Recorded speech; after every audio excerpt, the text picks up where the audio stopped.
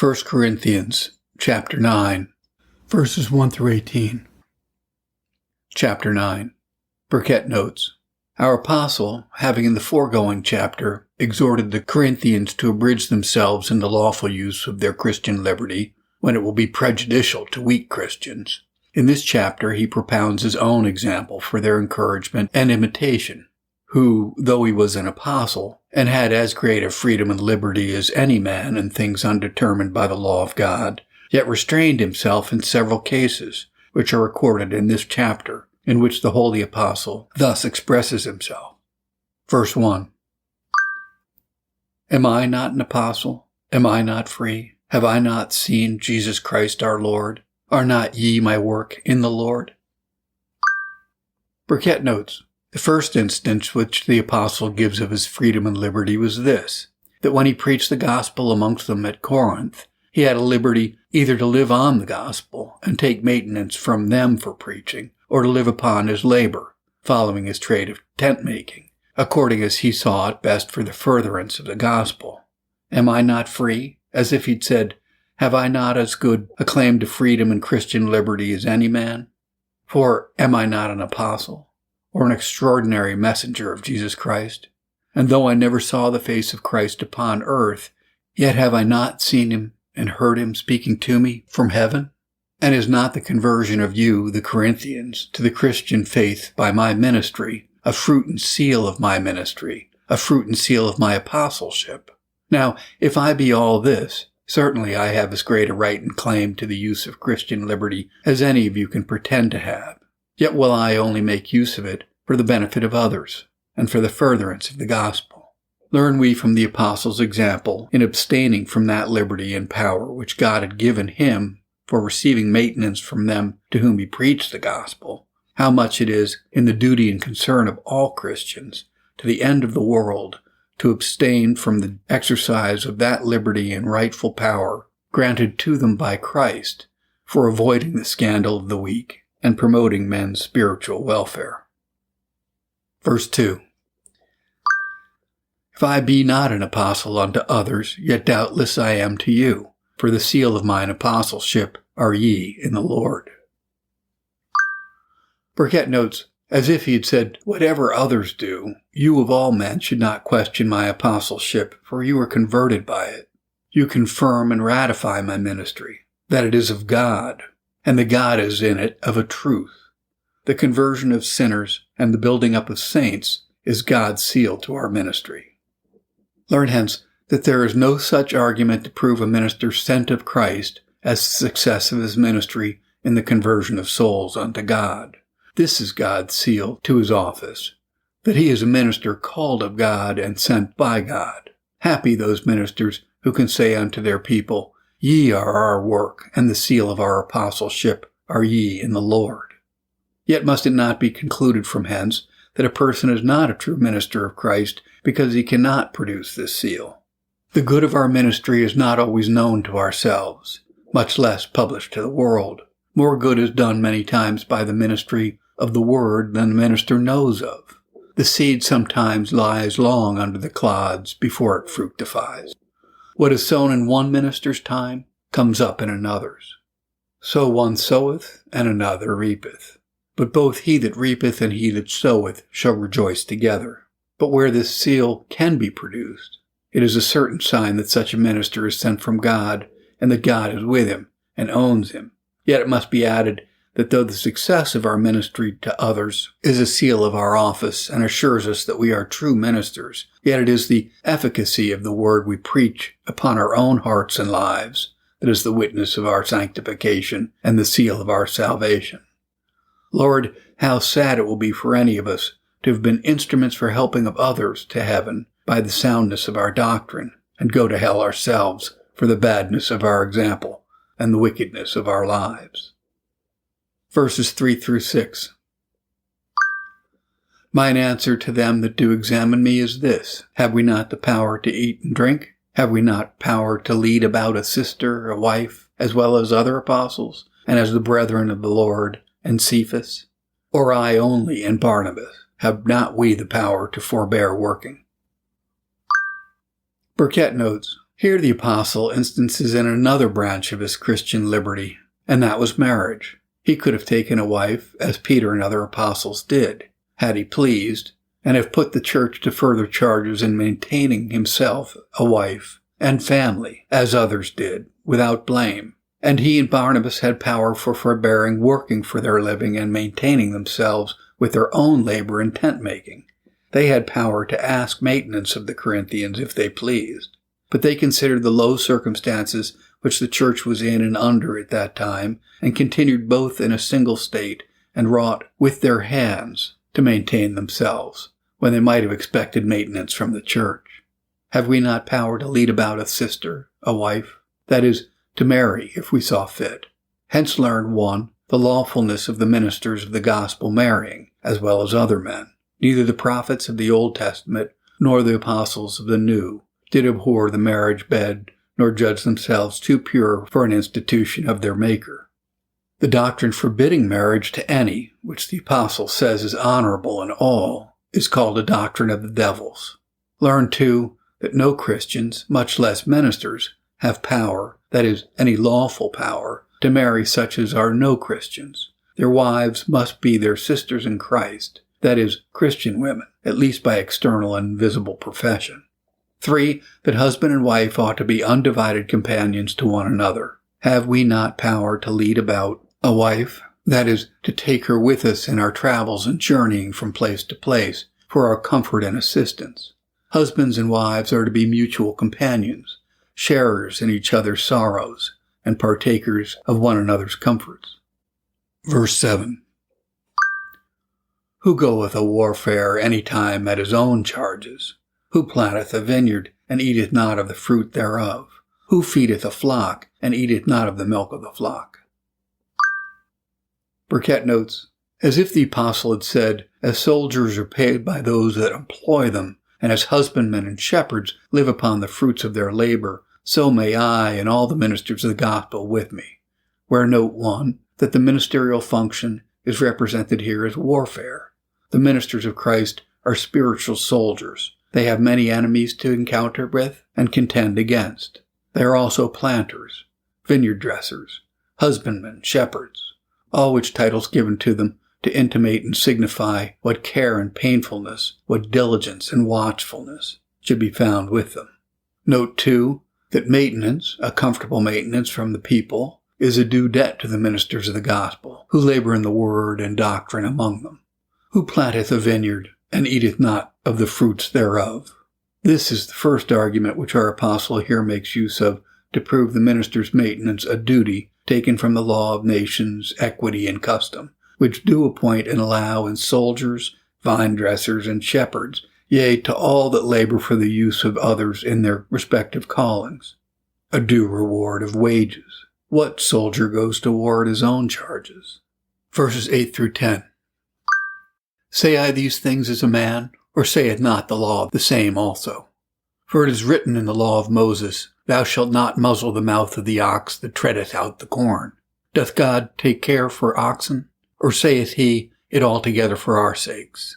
For our sakes, no doubt, this is written, that he that ploweth should plow in hope, and he that thresheth in hope should be a partaker of his hope. Burkitt notes a second argument produced by the apostle for the people's cheerful maintenance of the ministers of the gospel is taken from the Levitical law.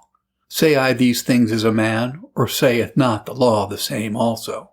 As if he'd said, I do not speak this only rationally, as a thing very agreeable to the light of nature and the laws of nations, but the Levitical law says the same. For when God in Deuteronomy 25:4 forbids to muzzle the mouth of the ox, who by hard labor treadeth out the corn with his feet, his design therein is more than the bare taking care of the ox, for thereby he shows in general what equity should be used in the just rewarding of all men that labor for us. And in particular, the spiritual laborers, such as plow and sow and thresh in the spiritual husbandry, should labor in hope of a livelihood and sustenance, and eat their bread when they've earned it. If all men are encouraged to work by a just expectation of the fruit of their own just labors, why should not the ministers of the word meet with the like encouragement, which all mankind looked upon as their just due. Verse 11. If we have sown unto you spiritual things, is it a great thing if we shall reap your carnal things? Burkett notes, a third argument for the minister's maintenance is here taken from common justice. They sow spiritual things. That is, they dispense the word and sacraments and endeavor to make men spiritual and holy here and happy hereafter. And therefore they ought to reap some of their people's carnal things, things for the support of their lives and sustenance for themselves and their families, so that the ministers of God are not indebted to their people, but their people are indebted both to God and them. They give their people things of a much greater value and more excellent use, for things of a much lesser value and more inferior use. For their carnal things, they give them spiritual things. Verse 12. If others be partakers of this power over you, are not we rather? Nevertheless, we have not used this power, but suffer all things, lest we should hinder the gospel of Christ. Burkett notes, here we have a fourth argument for the Corinthians, allowing St. Paul and other apostles a sufficient maintenance, namely, from their own example to other teachers at Corinth, as if he'd said, you maintain others, why not us? Do not you owe more to us, who first laid the foundation of a Christian church among you, and have begotten you through the gospel, than you do to others? Nevertheless, he tells them that himself and Barnabas, although they had unquestionable liberty, yet they never made use of it, but suffered hunger and thirst, weariness and want, lest it obstruct the course and hinder the progress of the gospel. Whilst some might, though very unjustly, charge them with covetousness, and others, to save charges, might decline hearing of them. Verses 13 and 14. Do ye not know that they which minister about holy things live of the things of the temple, and they which wait at the altar are partakers with the altar? Even so hath the Lord ordained that they which preach the gospel should live of the gospel. Burkett notes, a fifth argument is here produced for the minister's maintenance, which is taken from the example of the Levites, who lived upon the things that were offered in the temple and at the altar, and had a considerable part of the sacrifices allowed to them by God himself for their ministration under the law. In like manner, says the apostle, it's the Lord's pleasure and appointment now under the gospel, Matthew 10:10, Luke 10:7, that they who preach the word should be maintained for it, and not diverted from their work by the cares and business of the world, but have a livelihood from their labor. Hence it clearly appears that a maintenance for the ministry under the gospel is of a divine right. If it was so under the law, it's likewise under the gospel. For so, says the apostle, God has ordained.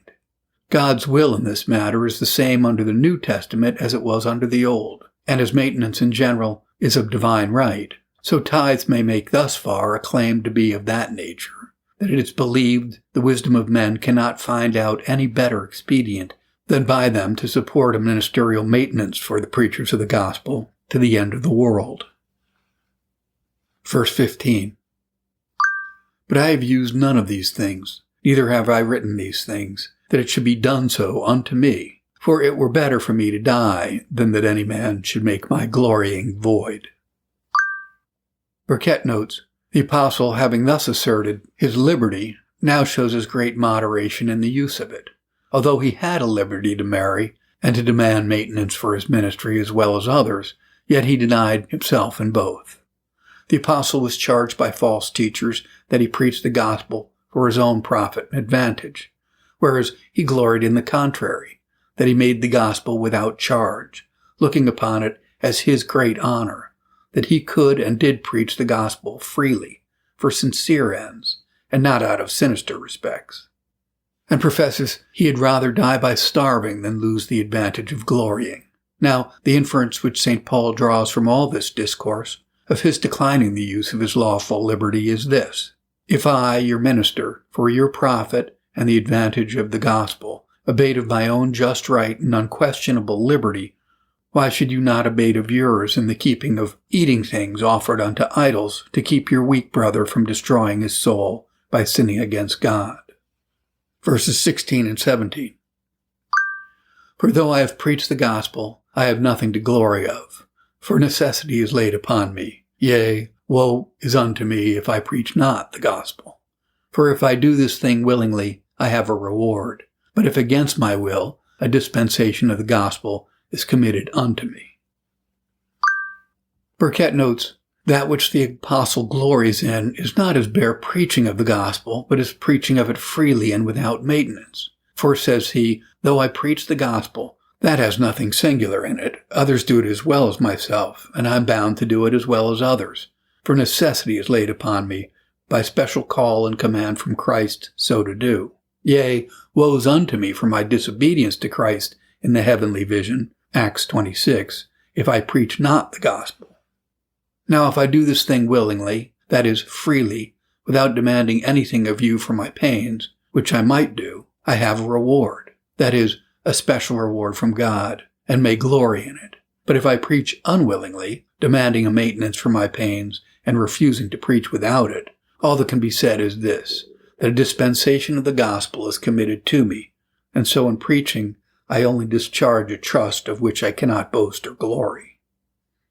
The strength of the apostle's argument lies here. No man can reasonably boast of, glory in, or expect an extraordinary reward for the doing of that under a command from his superior to do, and that under a penalty too.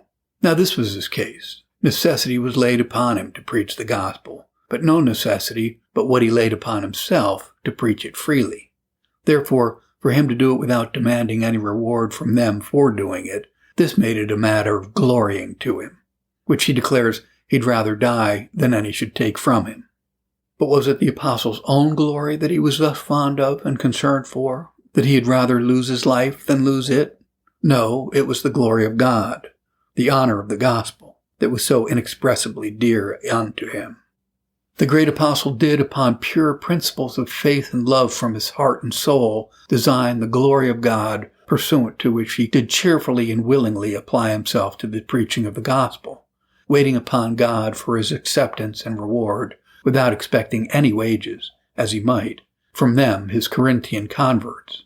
And this was the matter of his boasting and glorying in the face of the false apostles, who insinuated that he preached the gospel for filthy lucre's sake. Verse 18.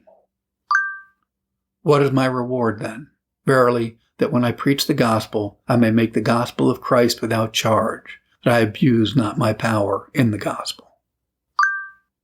Burkitt notes, the sense is, this gives me hopes of a reward extraordinary from God, namely, that I have preached the gospel to you without being chargeable to any of you. For had I received maintenance from you, I found my reproaches would have brought an ill report upon me, to prevent which I made use of my Christian liberty and took nothing of you, which he calls his not abusing his power in the gospel.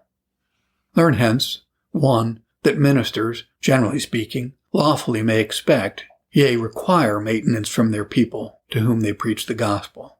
Learn, 2, that although they may expect and demand maintenance for their ministry, yet in case people are so poor that they cannot give it, or enemies so malicious as to open their mouths against them for it, or if it will hinder the progress of the gospel by keeping people from coming under the preaching of it, fearing it should be chargeable to them. Under such circumstances, if the ministers can subsist without it, 'tis his certain duty to preach freely. And for such extraordinary services, he may expect a more than ordinary reward. Learn, 3, that the liberty which God has entrusted us with must never be abused by us, to the prejudice of his glory or the detriment of his gospel, or to the disadvantaging of others. All such use of our liberty in anything is indeed an abuse of it. Therefore, says the apostle here, I abuse not my power in the gospel.